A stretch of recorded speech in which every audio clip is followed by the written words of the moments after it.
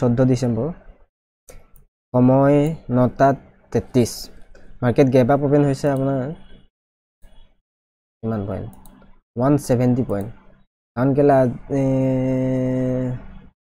কালি আমেৰিকাৰ কিবা ৰিপৰ্ট অহা কথা আছিল ফেড আহিলে ভাল চাগে ৰিজাল্ট এটো কাৰণে গ্যাপ আপ খুলিছে 170 পইণ্ট আমি ৰিটেষ্টমেন্টৰ কাৰণে ওয়েট কৰিম বাইং কৰিলে আমি ইয়াৰ পৰা কালি জুন লখবা মোমেন্টাম লাষ্ট মোমেন্টাম হৈছিল তাৰ পৰা আমি ফিবোনাচি যদি আজি হাই বৰ্তমান হাইটো টাচ কৰো তেতিয়া 38% ৰিটেষ্টমেন্ট এটো লেভেলত হ'ব ঠিক আছে বাইং সাইডৰ কথা কৈছো 38% ৰিটেষ্টমেন্ট হলে আমি বাইং এক্টিভিটি এডখত মানে আমি যদি পজিশন বনাও বাইং সাইডত এনেকুৱা বাইং পজিশন বনাম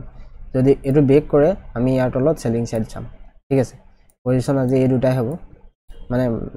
সেটআপ কাম কৰিলে এই দুটা পাই কৰিম আৰু যদি আমি কালি ক্লোজিং প্ৰাইস বা ফিবোনাচি লগাও তেতিয়া এটা সাপোর্ট লেভেল ওলাই আহে 38% এডখত কিমান 21060 এডখতো চাম কেনকা কি হয় ক্যান্ডেল চাই কেনকা ধৰণৰ কাম ক্যান্ডেলে বনায় তাৰ ওপৰত ডিপেন্ড কৰিব বাইং সাইডত যাব লাগিব নে সেলিং সাইডত ৰিট্ৰেস কৰিবলৈ যদি আহে আমি তেতিয়া বাইং কৰিম যদি এইকেইডাল ব্ৰেক কৰে তাৰ পিছতে আমি সেলিং সাইডত যাম ঠিক আছে সেটআপ এই দুটাই হ'ব আজি ক্যান্ডেল কেইডাল দেখি তো সেল কৰিব সেল ডাউন সাইডত আহিব যেন মাৰ্কেট লগা নাই প্ৰথম ফাৰ্স্ট ক্যান্ডেলডাল দেখিছে ন তলবা কেনেকা বাইং হৈছে এক মিনিট দেখিছে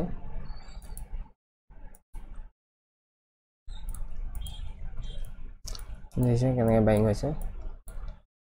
চাইলো ওয়েট কৰিম বাই কৰিলো আমি ৰিট্ৰেসমেন্টত বাই কৰিম আপোনালোকক দেখাম কেনেকে বাই কৰিছো হৈ গ'ল 2:22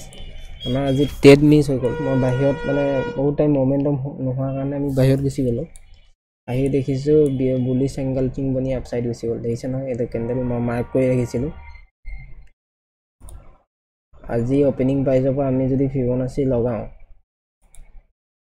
ফিবোনাচি লগালে আপুনি দেখিব 38% ৰিটেষ্টমেন্ট আৰু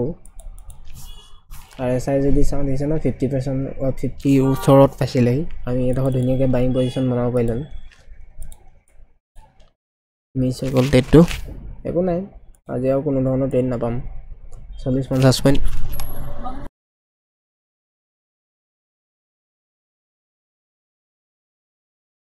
বুলি নহয় আমি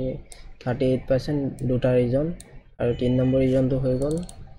EMA দিছে 50 ওচৰত আহিছিল আৰামত আমি বাই কৰিব 40 পইণ্ট আমি ক্যাপচাৰ কৰিব পাৰিলাম এটা ভুল হৈ টাইমটো মানে বাহিৰত ওলাই যোৱাৰ কাৰণে বেলেগ কামত বিজি থকাৰ কাৰণে আজি টেডটো ল'ব নোৱাৰিলো ঠিক আছে হৈ যায়